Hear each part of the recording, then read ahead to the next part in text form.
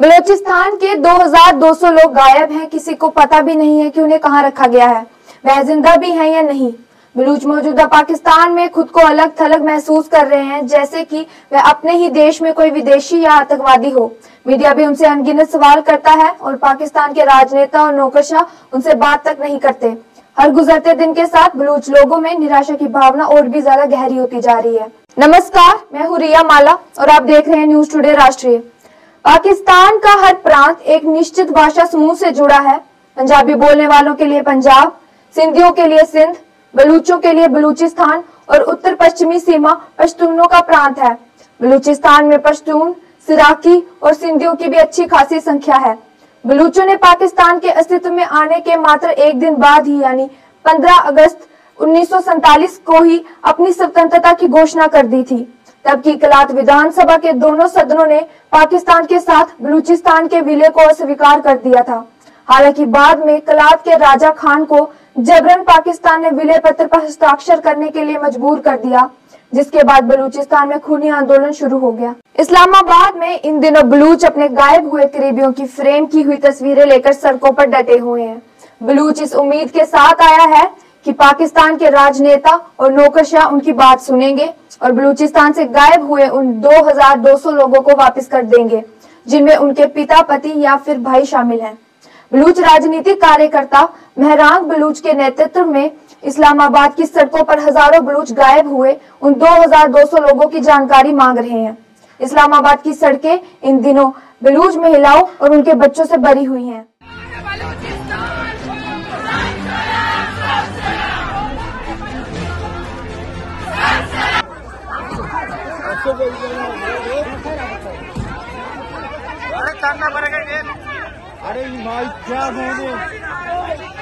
Bloch नस्लकुशी के खिलाफ जारी इस तहरीक को मुसलसल तौर पर सबूताश करने की कोशिशें अभी तक जारी है।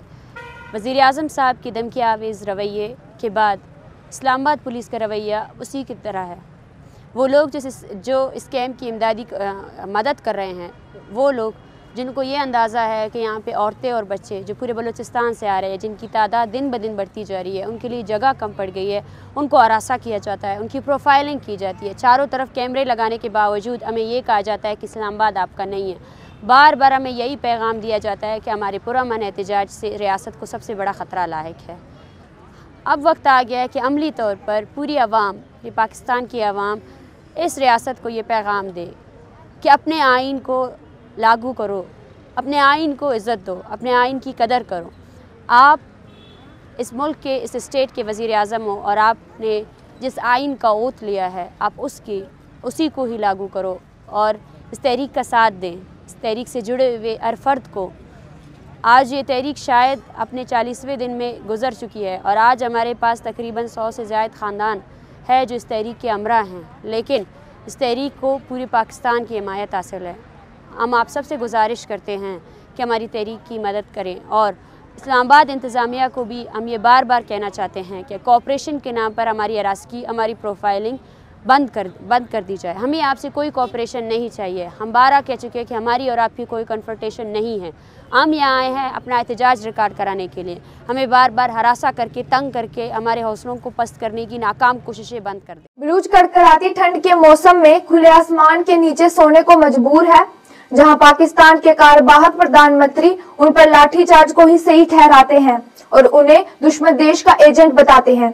वहीं पाकिस्तान की अदालत और आयोग से भी उन्हें कुछ हासिल नहीं हो रहा है। इसी बीच बलूचिस्तान में अलग देश की मांग भी जोर पकड़ रही है। बलूचिस्तान में पाकिस्तान के खिलाफ विद्रोह उग्र हो रहा है, पर पाकिस्तान बलूच लोगों की बात सुनने की जगह उन पर अत्याचार कर रहा है और उनके आंदोलन को दबाने के लिए पाकिस्तान की सेना और सरकार दोनों ही दबाव बना रहे हैं। अब दुनिया को भी अपनी आंखें खोलनी चाहिए और बलूचिस्तान में स्टेट स्पॉन्सर टेरर को रोकने के लिए अपनी अहम भूमिका निभानी होगी। इसी के साथ मुझे और मेरी टीम को दीजिए इजाजत और आप जुड़े रहिए न्यूज टुडे राष्ट्रीय के साथ। धन्यवाद।